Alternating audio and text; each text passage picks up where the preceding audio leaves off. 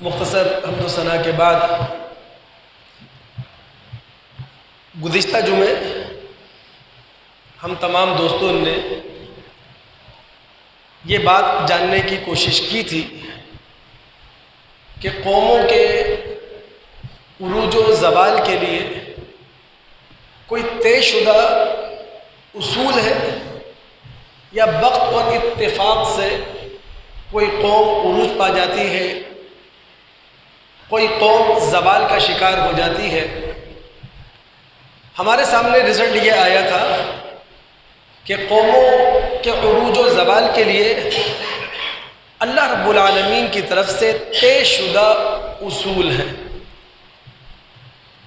آج ہم اسی موضوع کو مزید جاننے اور سمجھنے کے لیے قرآن اور سنت سے، اللہ اور اس کے رسول سے رہنمائی لیں گے اور ایک سوال کا جواب تلاش کریں گے۔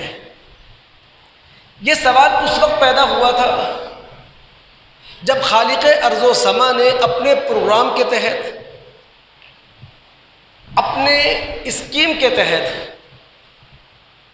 بنی اسرائیل کے سر سے تاج نبوت اتارا اور بنی اسماعیل کے سر پر وہ تاج نبوت رکھ دیا۔ سوال یہ پیدا ہوا، ایسا کیوں کیا اللہ رب العالمین نے؟ اللہ تعالیٰ نے جواب دیا تفصیل کے ساتھ سورہ بقرہ میں، اس کے بعد قرآن میں جا بجا اس سوال کا جواب موجود ہے، اور قرآن میں جو جواب ہے وہی امت محمد صلی اللہ علیہ وسلم کے لیے ایک آئینہ ہے اور امت محمد صلی اللہ علیہ وسلم کے لیے رہنما اصول ہے۔ لیکن دوستو، جو بھی گفتگو آج میں اس منبر پر کھڑے ہو کے کروں گا، اس کے لیے ایک مومنانہ درد اپنے اندر رکھنے اور مومنانہ درد اپنے اندر پیدا کرنے کی ضرورت ہے۔ اگر وہ مومنانہ درد ہمارے اندر موجود ہوا تو ممکن ہے کہ میری اس گفتگو سے ہم سب کو بہت فائدہ ہوگا، لیکن اگر وہ مومنانہ درد جو کہ ہونا چاہیے ایک مسلمان کو، محمد صلی اللہ علیہ وسلم کے امتی کو، وہ موجود نہیں ہوگا تو شاید میں اپنی بات آپ کے دل اور دماغ میں نہ اتار سکوں۔ قرآن و سنت کا مطالعہ ہمیں یہ بتاتا ہے ہر نبی اور رسول کی امت پر زوال آیا ہے۔ ایک حدیث اگر میں آپ کے سامنے رکھ سکوں، یہ پیشن گوئی ہے جو رسول نے اسی اصول کی طرف اشارہ کرنے کے لیے ہمارے سامنے پیش کی۔ متفق علیہ معروف روایت ہے، ابو سعید خدری رضی اللہ تعالیٰ عنہ اس کے راوی ہیں۔ عربیت پر گہری نظر رکھنے والے جانتے ہیں کہ اللہ کے رسول نے کتنی تاکیدوں کا استعمال کر کے یہ بات کہی تھی۔ آپ نے کہا تھا لَتَتَّبِعُنَّ، نون تاکید کا، لام تاکید کا، تاکید در تاکید الفاظ استعمال کر کے ہمارے رسول نے کہا لَتَتَّبِعُنَّ، تم ضرور پیروی کرو گے، سنن من کان قبلکم، ان امتوں کی، ان ملتوں کی جو تم سے پہلے گزر گئیں، شبرن بشبرن، ذراعن بذراع، بالش برابر بالش، ہاتھ برابر ہاتھ۔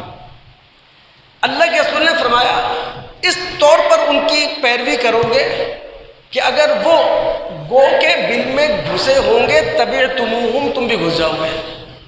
تو اللہ کے رسول سے سوال کیا گیا، وہاں لفظ قیلہ مجہول ہے، معروف نہیں ہے، پوچھا گیا۔ پوچھنے والا کون ہے روایت میں واضح نہیں ہے۔ اللہ کے رسول سے پوچھا گیا، اللہ کے رسول الیہود والنصارہ، آپ یہود و نصارہ کی بات کر رہے ہیں؟ آپ نے فرمایا فمن، اور کس کی بات کر رہا ہوں میں؟ تو ہر نبی، ہر رسول کی امت پر زوال آیا ہے، ہر نبی اور رسول کی امت زوال آشنا ہوئی ہے۔ اب ہمارے سامنے ایک سوال ہے، امت کے زوال سے مراد کیا ہے؟ امت کے زوال کا مطلب صرف اتنا سا ہے کہ دین شعوری سطح پر نہ ہو، فکری سطح پر نہ ہو، دین نسلی سطح پر ہو، وراثتی سطح پر ہو، دین کے مظاہر موجود ہو لیکن دین کی اسپرٹ فنا ہو چکی ہے، دین اصولی حیثیت میں موجود نہ ہو، ہاں دین قومی حیثیت میں موجود ہو، پھر امت کا جو کردار ہو وہ بھی دین کے اصولوں میں نہ ہو، ہاں قوم کے اصولوں کے اندر کردار موجود ہو۔ جب کسی امت پر زوال آتا ہے تو صداقت گروہی ہو جاتی ہے، سچائی گروہی ہو جاتی ہے۔ ہم تمام مسلمان ماشاءاللہ یہاں بیٹھے ہیں، ہم سب جانتے ہیں اللہ اور اس کے رسول نے جس چیز کو سچ کہا ہے، جس چیز کی صداقت کی گواہی اللہ اور اس کے رسول نے دی ہے، وہ کائناتی سچائی ہے، وہ آفاقی سچائی ہے۔ لیکن کسی بھی امت کے دور زوال میں ہوتا یہ ہے کہ امت گروہوں میں بٹی ہوئی ہوتی ہے، ہر گروہ اس کائناتی سچائی کو اپنے اندر سمیٹ کر بیان کرتا ہے، ہر مسلک اس کائناتی اور آفاقی صداقت کو اپنے گروہ کے اندر رہ کر، اپنے فرقے کے اندر رہ کر بیان کرتا ہے۔ وہ جو کائناتی سچائی تھی، آفاقی سچائی تھی، وہ گروہی سچائی بن گئی۔ یہ ہے دور زوال۔ اگر ہم مطالعہ کر سکیں سورہ بقرہ کی آیت نمبر 113، غور کیجئے کہ اللہ رب العالمین نے امت مسلمہ کے سامنے ایک آئینہ رکھا ہے۔ یہودیوں نے کہا عیسائیوں کی کوئی بنیاد نہیں ہے، عیسائیوں نے کہا یہودیوں کی کوئی بنیاد نہیں ہے۔ اب اللہ کیا کہہ رہے ہیں؟ وَهُمْ يَتْلُونَ الْكِتَابَ، حالانکہ یہ دونوں گروہ کتاب اللہ کو پڑھتے ہیں، کلام اللہ کو پڑھتے ہیں۔ بھائی بائبل کا مطالعہ کرتے ہیں نا، جو بائبل قدیم ہے وہ توریت ہے، جو بائبل جدید ہے وہ انجیل ہے۔ بائبل کو پڑھتے ہیں، آسمانی کتاب کو پڑھتے ہیں۔ اللہ رب العالمین نے جو سچائی بائبل کے اندر بیان کی ہے وہ آفاقی اور کائناتی ہے، لیکن یہودی اس کائناتی سچائی کو یہودیت کے اندر سمیٹ کر بیان کرتے ہیں، اور عیسائی اس آفاقی سچائی کو عیسائیت کے اندر سمیٹ کر بیان کرتے ہیں۔ یہی کام اس زمانے کے جو مشرکین عرب تھے وہ کیا کرتے تھے۔ تو جب آفاقی اور کائناتی سچائی گروہی سچائی بن جائے تو یہ مطلب ہے کہ کوئی امت دور زوال سے گزر رہی ہے۔ ایک حدیث کا ہم مطالعہ کریں، ترمذی کی یہ روایت ہے، مشکات کے اندر موجود ہے، باب الاعتصام بالکتاب و سنہ میں۔ اس کے راوی ہے ابن عمر رضی اللہ تعالیٰ عنہ۔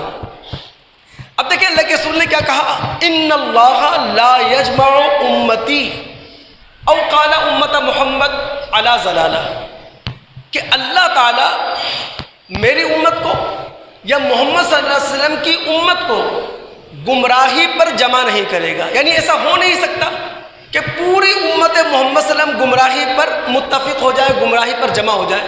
کچھ لوگ ہو سکتے ہیں، کچھ گروہ ہو سکتے ہیں، لیکن ساری امت گمراہی پر متفق ہو، ایسا نہیں ہو سکتا۔ پھر اگلا جملہ کیا ہے؟ آپ نے فرمایا ید اللہ علی الجماعہ، اللہ کا ہاتھ مسلم جماعت پر ہے۔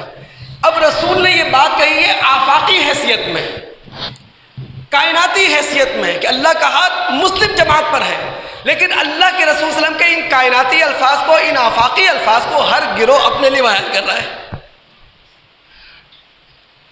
اور اسی حدیث کے آخری الفاظ کیا ہیں؟ آپ نے فرمایا من شذ فی النار، کہ جس شخص نے اپنے آپ کو مسلم جماعت سے علیحدہ کیا، گویا کہ اس نے اپنے آپ کو جہنم کے لیے علیحدہ کر لیا۔ تو جب آفاقی اور کائناتی سچائی گروہی سچائی بن جائے، فرقہ وارانہ سچائی بن جائے، تو اس کا مطلب یہ ہے کہ کسی نبی کی امت دور زوال سے گزر رہی ہے۔ اسی طرح دور زوال کی ایک بڑی علامت ہے اکابر پرستی، یعنی کسی بھی نبی کی امت اپنے دور زوال میں اپنی قوم کے چند لوگوں کو، چند بڑوں کو وہ حیثیت دے دے جو حیثیت خدا کی ہے۔ خدا کی بات سے نہ انکار کیا جا سکتا ہے، نہ خدا کی بات کے سامنے سوال اٹھایا جا سکتا ہے، نہ خدا کے کلام کے آگے بحث و تمہیز کی جا سکتی ہے۔ خدا جو گفتگو کرتا ہے اسے من وعن لے لیا جاتا ہے، لیکن کسی بھی نبی کی امت جب دور زوال میں ہوتی ہے تو چند بزرگوں کو، بڑوں کو اس طور پر بڑا بنا دیا جاتا ہے کہ ان کی زبان سے جو کچھ نکل گیا وہ حرف آخر ہے، نہ یہاں سوال کی گنجائش ہے، نہ یہاں بحث و تمہیز کی گنجائش ہے، نہ آپ ارگیو کر سکتے ہیں، نہ آپ دلیل کی بنیاد پر ان سے اختلاف کر سکتے ہیں، اور اگر آپ نے ایسا کرنے کی کوشش کی تو مورد الزام ٹھہرا دیا جائے گا، آپ کو باغی قرار دے دیا جائے گا آپ کو۔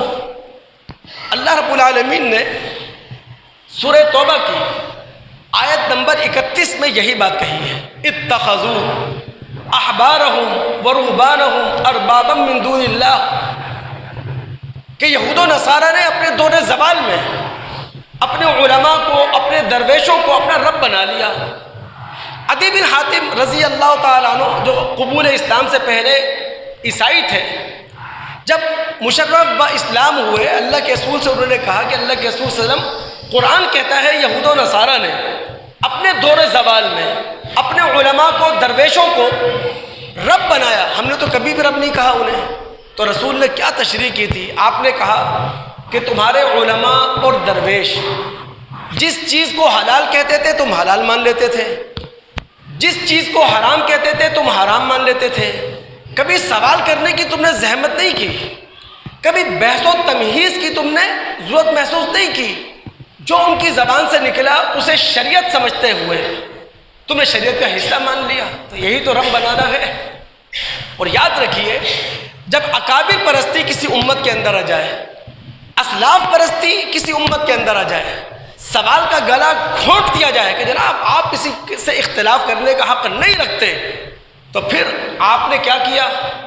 دین کا ماخذ اللہ اور رسول تھا، آپ نے دین کا ماخذ بدل کے رکھ دیا۔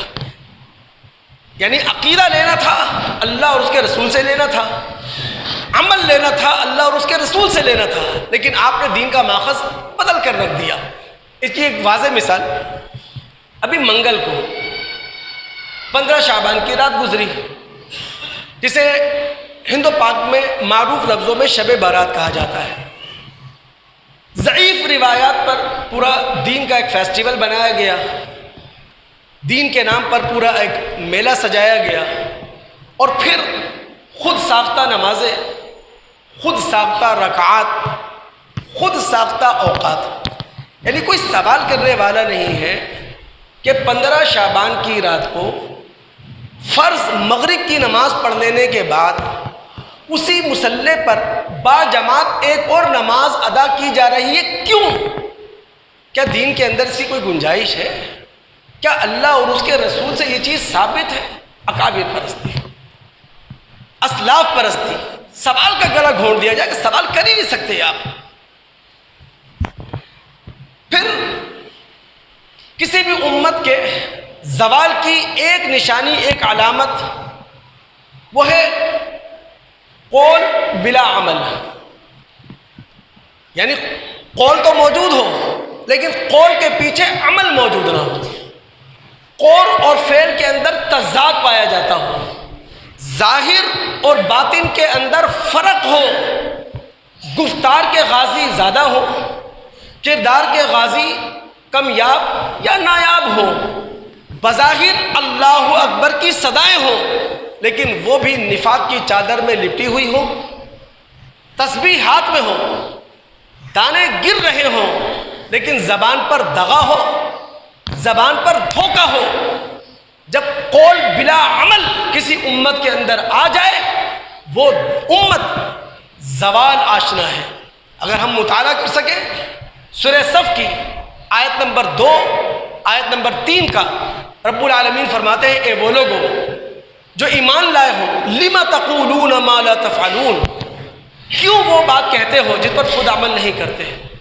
کبر مقتا عند اللہ ان تقولوا ما لا تفعلون، اللہ رب العالمین کی نگاہ میں انتہائی ناپسندیدہ بات ہے یہ کہ تم کہتے کچھ ہو کرتے کچھ ہو۔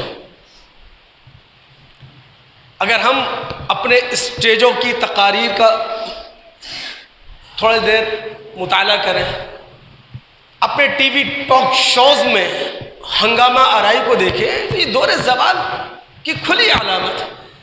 آپ مشکات میں کتاب الفتن ہے، ابو داؤد کے حوالے سے سیدنا ابو ہریرہ رضی اللہ تعالیٰ عنہ کی ایک روایت ہے، نبی علیہ الصلوۃ والسلام نے فرمایا ستکون فتنہ سما بکما عمیا، ان قریب میری امت کے اندر فتنے ہوں گے، اور فتنے کیسے ہوں گے؟ بہرے، گونگے، اندھے۔ پھر اللہ کے رسول نے فرمایا اتنے بھیانک فتنے ہوں گے، جو ان میں دلچسپی لے گا یہ فتنے اسے اپنی طرف کھینچ لیں گے۔ اور پھر رسول نے کیا بات کہی؟ وَإِشْرَافُ اللِّسَانِ كَوُقُوعِ السَّيْفِ، اور زبان کا اندھا بہرا غلط استعمال ایسا ہوگا جیسا کہ تلوار کا استعمال ہوا کرتا ہے۔ اب اسٹیجوں پر بھی دیکھیں اندھا بہرا زبان کا استعمال ہے، اپنے ٹاک شوز میں بھی دیکھیں اندھا بہرا زبان کا استعمال ہے۔ حالانکہ ترمذی ابواب الزہد کی ایک روایت ہے، عقبہ بن عامر رضی اللہ تعالیٰ عنہ اس کے راوی ہیں، نبی علیہ الصلوۃ والسلام سے پوچھا گیا اللہ کے رسول من نجات کس چیز میں ہے؟ اب غور کیجئے، صحابہ رسول نے نبی علیہ الصلوۃ والسلام سے نجات کا راستہ پوچھا ہے، اور نبی علیہ الصلوۃ والسلام نجات کا راستہ بتاتے ہوئے کہتے ہیں کہ جناب حت الامکان قابو کرو اپنی زبان کو، یعنی زبان کنٹرول میں ہے تو نجات کے راستے پر ہے، اور اگر زبان کنٹرول میں نہیں ہے تو گویا کہ ہم تباہی کے راستے پر ہیں، چاہے وہ اسٹیج سے زبان کا غلط استعمال ہو، چاہے وہ ٹاک شوز کے اندر زبان کا اندھا بہرا استعمال ہو۔ دور زوال میں کسی بھی امت میں ایک اور علامت پائی جاتی ہے، اضاعت صلاۃ، نمازیں ضائع ہو رہی ہوتی ہیں۔ اب ذہنوں میں سوال آئے گا کہ نمازوں کے ضیاع کا کیا مطلب ہے؟ ہم اترتے ہیں قرآن میں، سورہ مریم آیات 59 اور 60، اللہ رب العالمین نے نبوت اور رسالت کی ان نسلوں کو ابتداءً بیان کیا جن نسلوں سے نبوت اور رسالت کے سلسلے چلے ہیں۔ ان کو بیان کرنے کے بعد اللہ نے فرمایا فَخَلَفَ مِن بَعْدِهِمْ خَلْفٌ أَضَاعُوا الصَّلَاةَ، ان نبیوں کے گزر جانے کے بعد ان نبیوں کی نسلوں سے ہی ایسے ناخلف لوگ پیدا ہوئے، جانشین ہوئے، اضاعوا الصلاۃ، جنہوں نے نمازوں کو ضائع کر دیا۔ نماز ضائع کرنے سے مراد کیا؟ یاد رکھیے نماز ضائع کرنے سے مراد یہ نہیں ہے کہ امت نے نماز پڑھنا چھوڑ دی۔ نمازوں کے ضیاع کا مطلب یہ نہیں ہے کہ امت کی مسجدیں ویران ہو گئیں، بلکہ اضاعت صلاۃ کا مطلب یہ ہے کہ نماز اپنی شکل کے اعتبار سے تو موجود ہے، اپنی روح کے اعتبار سے فنا ہو چکی ہے۔ اب نماز کی روح کیا ہے؟ ان الصلاۃ تنہی عن الفحشاء والمنکر، یہ نماز برائی سے بھی روکتی ہے، یہ نماز بے حیائی سے بھی روکتی ہے۔ مسند احمد اور ترمذی کے اندر باقاعدہ روایت موجود ہے، ہمارے نبی محمد الرسول اللہ صلی اللہ علیہ وسلم نے بھی اپنی امت کے دور زوال کا نقشہ کھینچا تھا اپنی زندگی میں، اور آپ نے کہا تھا کہ میری امت پر ایک دور ایسا آئے گا، حالات ایسے ہوں گے کہ مسجدیں آباد ہوں گی، مسجدیں نمازیوں سے بھری ہوئی ہوں گی، لیکن ان نمازیوں کے دل خشوع اور خضوع سے خالی ہوں گے۔ رسول کے الفاظ ہیں لا تری فیہ رجلا خاشعا، ان نمازیوں میں ایک نمازی ایسا نہیں ملے گا کہ جو اپنے اندر خشوع رکھتا ہو، خضوع رکھتا ہو، خوف خدا رکھتا ہو۔ اب ہمارے ذہنوں میں سوال یہ ہے کہ نماز شکل کے اعتبار سے موجود ہے، روح کے اعتبار سے موجود نہیں، اس کی وجہ کیا ہے؟ وہ خود قرآن نے بیان کر دی۔ اگلا جملہ کیا ہے؟ وَاتَّبَعُوا الشَّهَوَاتِ۔ یہ نمازیں روح سے خالی اس لیے ہوں گی کہ امت کے لوگ خواہشات کے پیروکار ہوں گے، خواہشات کے پیچھے چلنے والے ہوں گے، اپنا مفاد وہ محفوظ بھی رہے، اپنا مفاد مقدم بھی رہے، اپنے مفاد کو محفوظ رکھنے کے لیے، اپنے مفاد کو مقدم رکھنے کے لیے روح فنا ہوتی ہو، اخلاق تباہ ہوتے ہو۔ اب پھر سوال آ گیا کہ جناب اگر کوئی شخص امت کا یا پوری امت اپنے آپ کو بدلنا چاہے کہ صرف نماز شکل کے اعتبار سے نہ پڑھے، روح کے ساتھ پڑھے، اس کے لیے کیا کرے؟ آیت نمبر 60 میں کہا الا من تاب وآمن وعمل صالحا، پوری قوم اللہ سے توبہ کرے اور اپنے بد عمل کو اچھے عمل سے بدل دے۔ یعنی ہمیں اپنی نمازوں کے اندر وہ خشوع، وہ خضوع جو نماز کا حسن ہے، جو نماز کا نتیجہ ہے، نماز کا رزلٹ ہے، پیدا کرنا پڑے گا دوست۔ تو کسی امت میں جب زوال آتا ہے تو نماز اپنی شکل کے اعتبار سے ہوتی ہے، اپنی اسپیڈ کے اعتبار سے، اپنی روح کے اعتبار سے موجود نہیں رہتی۔ کسی بھی امت کے زوال کی ایک اور نشانی، ایک اور علامت میں آپ کے سامنے واضح کرنا چاہوں گا، دل دماغ دور آپ حاضر رکھیں۔ کسی بھی نبی کی امت جب صاحب کتاب نہ رہے، صرف وارث کتاب بن جائے، تو سمجھ لیں اس امت پر دور زوال آ چکا ہے۔ یہاں سوال یہ ہے کہ صاحب کتاب ہونے اور وارث کتاب ہونے میں فرق کیا ہے؟ تو یاد رکھیے، صاحب کتاب ہونے کا مطلب یہ ہے کسی امت کے اندر یہ کتاب ذہنوں کے اندر ہو۔ صاحب کتاب ہونے کا مطلب یہ ہے کہ یہ کتاب اس امت کے لیے رہنما ہو۔ صاحب کتاب ہونے کا مطلب یہ ہے کہ یہ کتاب امت اس کے تمام حقوق ادا کر رہی ہو۔ اور وارث کتاب ہونے کا مطلب کیا ہے؟ کہ امت کو کتاب شعوری سطح پر نہیں ملی ہے، نسلی سطح پر ملی ہے، وراثتی سطح پر ملی ہے۔ کتابیں ہمارے گھروں میں رکھی ہیں، اللہ کا کلام، لیکن صرف اور صرف اثاثے کی حیثیت سے۔ ان کتابوں نے نہ ہمارے ذہن کو روشن کیا، نہ اللہ رب العالمین کے کلام نے ہماری روح کو زندگی دی۔ یہ ہوتا ہے وارث کتاب۔ تو وہ امت، وہ کسی بھی نبی کی امت ہو، زوال آشنا ہے جو حامل کتاب نہیں ہے، صاحب کتاب نہیں ہے، صرف وارث کتاب بنی ہوئی ہے۔ اور دوستو، جب کوئی امت جس کو آسمانی ہدایت ملی ہو، جس کو آسمانی کلام ملا ہو، وہ وارث کتاب بن کے رہ جائے، وہ حامل کتاب نہ رہے، وہ صاحب کتاب نہ رہے، اللہ رب العالمین کا تبصرہ بہت بھیانک ہے۔ اللہ رب العالمین پوری امت مسلمہ کو اس سے محفوظ رکھے۔ یہ رب العالمین کا تبصرہ ہے، سورہ جمعہ آیت نمبر 5۔ رب العالمین فرماتے ہیں یہ یہود جن کو توریت کا حامل بنایا گیا، انہوں نے توریت کی ذمہ داری کو ادا نہیں کیا، اس کے بال کو انہوں نے نہیں اٹھایا۔ ان کی مثال کمثل الحمار یحمل اسفارا، اس گدھے کی سی ہے جس گدھے پر کتابیں لاد دی جائیں۔ اور ہم سب جانتے ہیں بھائی، کسی انسان کو جب حامل کتاب بنایا جاتا ہے تو پورا موقع موجود ہے اس کتاب کا اثر دل کے اندر جائے گا۔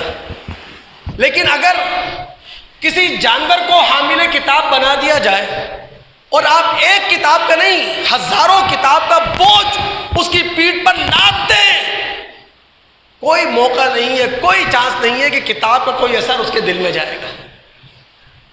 یہ رب العالمین کا تبصرہ ہے کہ جب کوئی قوم حامل کتاب نہ ہو، صاحب کتاب نہ ہو، صرف وارث کتاب۔ ایک حدیث کا مطالعہ میں آپ کو کروانا چاہوں گا، بڑی معروف روایت ہے اور میں چاہوں گا اسے زندہ دل کے ساتھ کریں آپ۔ ہم مشکات میں اترتے ہیں، مشکات کتاب العلم، وہاں زیاد بن لبید رضی اللہ تعالیٰ عنہ کی روایت ہے، اور یہ روایت صاحب مشکات میں ترمذی، ابن ماجہ، سنن دارمی، مسند احمد کے حوالے سے نقل کی ہے۔ زیاد بن لبید رضی اللہ تعالیٰ عنہ کہتے ہیں کہ ایک موقع پر نبی علیہ السلام نے فرمایا ذاک عند اوان ذہاب العلم، وہ وقت آئے گا کہ جب علم اٹھا لیا جائے گا۔ اب روایت کے یہ الفاظ بتاتے ہیں کہ کوئی بڑی کہانی ہے، کوئی بڑا پس منظر ہے اس روایت کے پیچھے۔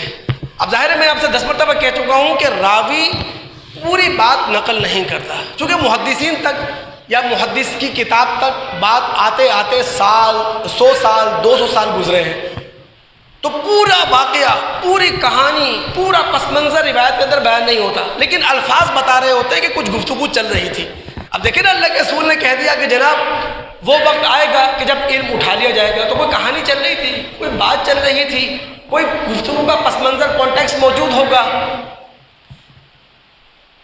زیاد کہتے ہیں جب اللہ کے رسول نے یہ کہا کہ وہ وقت آئے گا کہ جب علم اٹھا لیا جائے گا، تو میں نے سوال چھیڑ دیا، اللہ کے رسول کیف یذهب العلم، علم کیسے اٹھا لیا جائے گا؟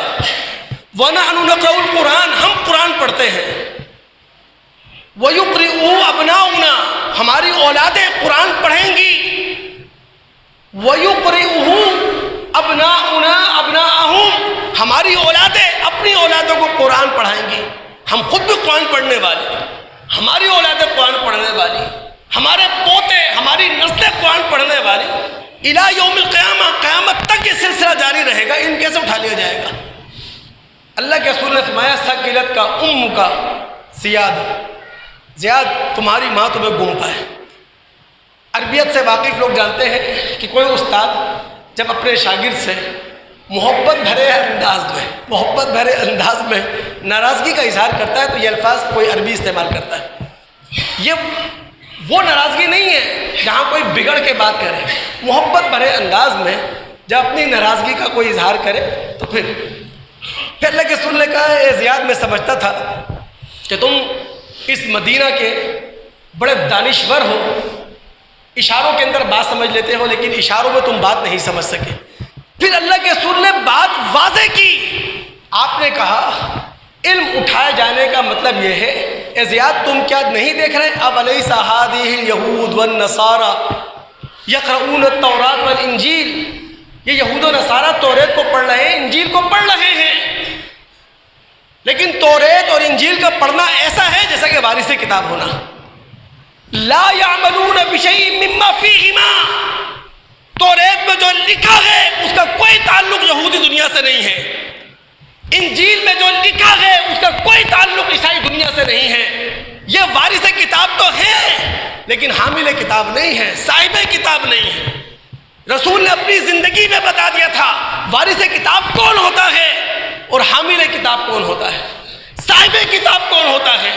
تو دوست، کوئی بھی نبی کی امت زوال آشنا اس وقت ہوتی ہے جب اس کے پاس فکری اسلام نہ ہو، جب اس کے پاس شعوری اسلام نہ ہو، نسل در نسل بس مذہب سینوں کے اندر منتقل ہوتا چلا آ رہا ہے، کوئی سوال نہ کرے، کوئی سوال نہ اٹھائے، نہ عقیدہ سے متعلق پوچھے نہ عمل سے متعلق پوچھے، ہر طرف سوال کا گلا گھونٹ دیا گیا۔ میں تمام دوستوں کو دعوت دوں گا، میں جس مرحلے پر آپ تمام دوستوں کو لانا چاہتا تھا میں لے کر آیا ہوں۔ 10 منٹ کی گفتگو، بہت توجہ سنیے گا میری۔ دیکھیں، کوئی بھی قوم، کوئی بھی امت، کوئی بھی ملت زوال آشنا ہوتی ہے خدائی اصولوں کی روشنی میں، اور میں نے بہت سارے اصول آپ کے سامنے رکھے، قرآن پڑھ کر آپ کو سنایا، ایک آئینہ آپ کے سامنے رکھا، کچھ رہنما باتیں آپ کو میری گفتگو سے ملی ہوں گی۔ لیکن اب ہمارے سامنے سوال یہ ہے کہ ایک زوال آشنا امت آیا کہ اس کے اندر احیاء کی، زندگی کی روح پھونکی جا سکتی ہے کہ نہیں؟ ڈی جنریشن کے بعد ری جنریشن اس کی ہو سکتی ہے یا نہیں؟ کسی بھی ملت کو اندھیرے کنویں سے روشنی میں لایا جا سکتا ہے یا نہیں؟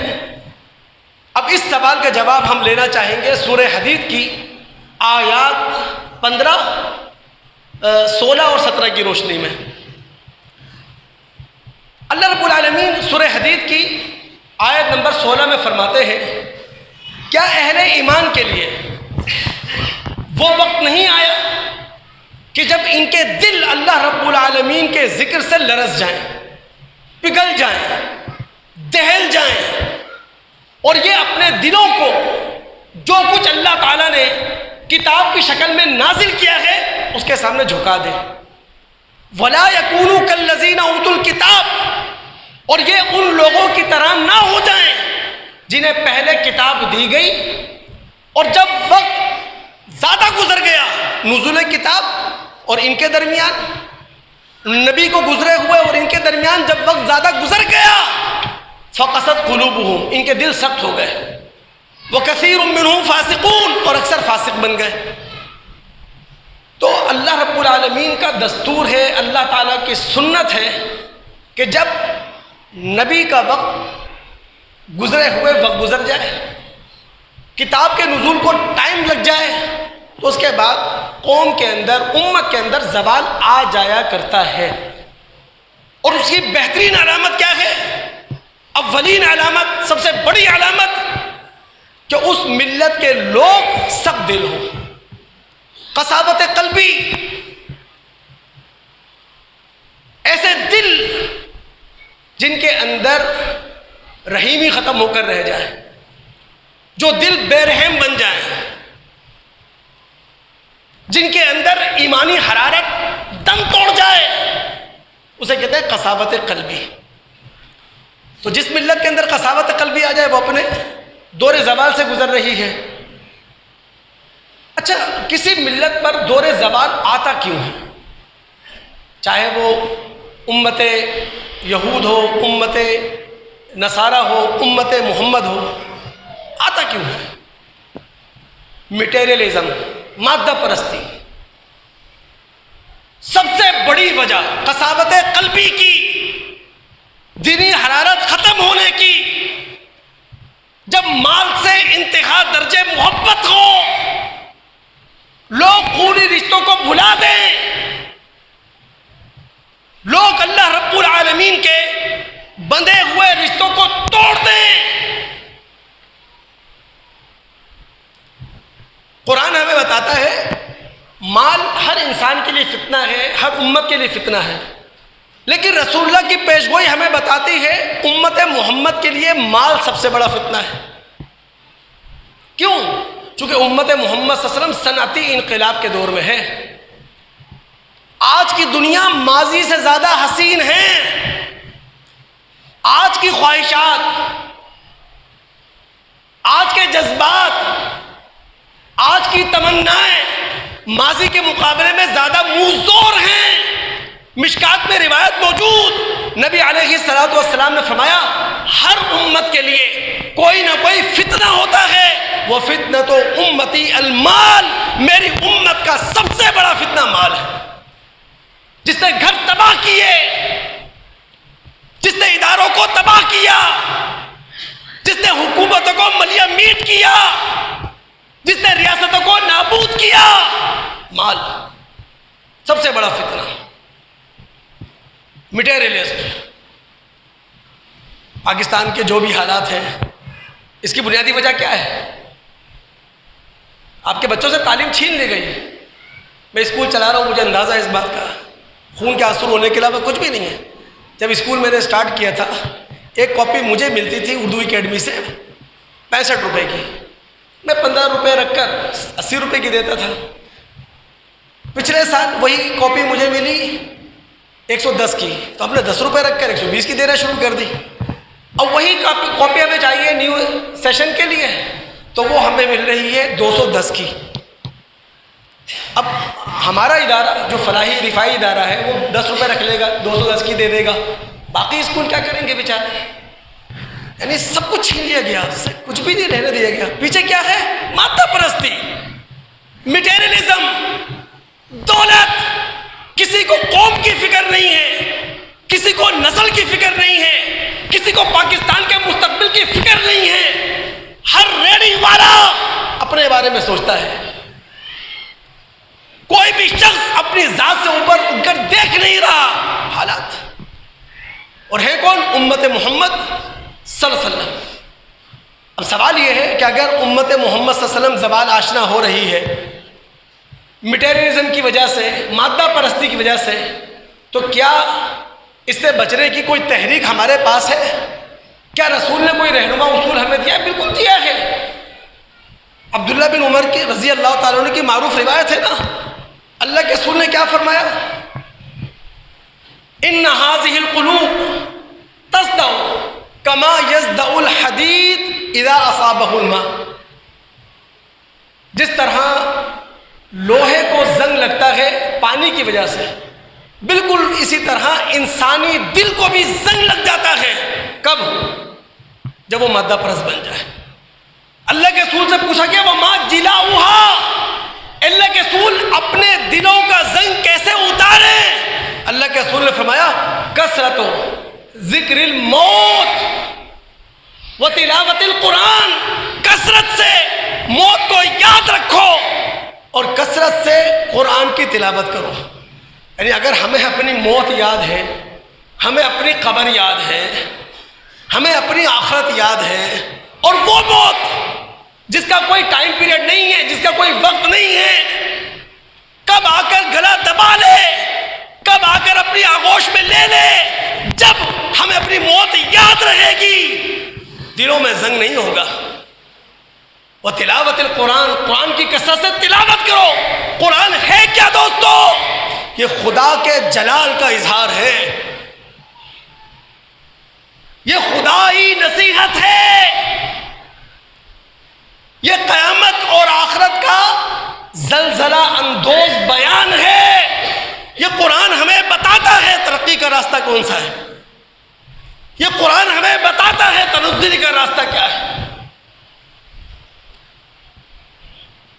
ہم سب جانتے ہیں ابن عباس رضی اللہ تعالیٰ عنہ اللہ کے رسول کے چچا زاد ہیں، امے زاد ہیں، پھر اللہ کے رسول کے براہ راست شاگرد ہیں۔ رسول اللہ نے ان کے لیے باقاعدہ دعا کی اللہم علمہ الکتاب، اللہ انہیں کتاب کا علم دے۔ مفسر قرآن انہوں نے اپنے علم کی روشنی میں زوال آشنا قوم کا ایک نقشہ ہمارے سامنے رکھا۔ ہم اس میں اپنے آپ کو پرکھیں۔ موطا امام مالک میں ابن عباس رضی اللہ تعالیٰ عنہ کہتے ہیں جب کوئی قوم بد دیانت بن جائے، خائن بن جائے، جس قوم کے اندر خیانت آ جائے، اس قوم کے اندر اللہ رب العالمین رعب ڈال دیتا ہے، بزدل بنا دیتا ہے اس کو۔ جس قوم کے اندر زنا عام ہو، بدکاری عام ہو، اللہ رب العالمین موت عام کر دیتا ہے۔ وہ صرف جسمانی موت نہیں ہوتی، روح کی موت ہوتی ہے۔ میں کتنی مرتبہ کہہ چکا ہوں، جائیں تو صحیح اپنے گھروں کی شادیوں میں، اپنے خاندانوں کی شادیوں میں، جو رنگ ڈھنگ ہمارے اپنے گھر کی خواتین کے ہیں، ہر ایک ہیروئن بنا ہوا، ہر ایک ہیرو بنا ہوا، کیمروں کے سامنے ہر ایک بے حال ہوا ہوا، خدا رہا۔ جس قوم کے اندر زنا آ جائے، جسمانی لحاظ سے وہ قوم زندہ ہو، روح کے لحاظ سے فنا ہے۔ اور جس قوم کے اندر ناپ تول میں کمی آ جائے، ابن عباس فرماتے ہیں اس کا رزق اللہ اٹھا لیتا ہے، برکت ختم ہو جاتی ہے۔ حافظ پرست بن گئے نا، وہ بھائی کروڑوں اربوں ڈالر جمع کر لیے، کس کے لیے؟ آنے والی نسلوں کے لڑنے کے لیے. اولادیں لڑیں گی بس، اور کچھ نہیں ہونا ہے. وہ سارے خواب پورا کرنے کا موقع بھی نہیں ملتا. جو سپنے دیکھے تھے وہ بھی پورے نہیں کر پاتے. جس قوم کے اندر ناپ تول میں کمی ہو رب العالمین رزق کی برکت مٹا دیتا ہے. اور جس قوم کی پنچایتیں، عدالتیں انصاف نہ کریں وہاں خون ریزی عام ہوتی ہے. اور جو قوم بدعہد اپنے آپ کو بنا لے، چاہے وہ عہد پڑوسی سے کیا ہو، کسی ریاست سے کیا ہو، ورلڈ بینک سے کیا ہو، IMF سے کیا ہو، جو قوم اپنے آپ کو بدعہد بنا لے دشمن کو اللہ تعالیٰ اس پر مسلط کر دیتا. پاکستان پر دشمن مسلط ہے.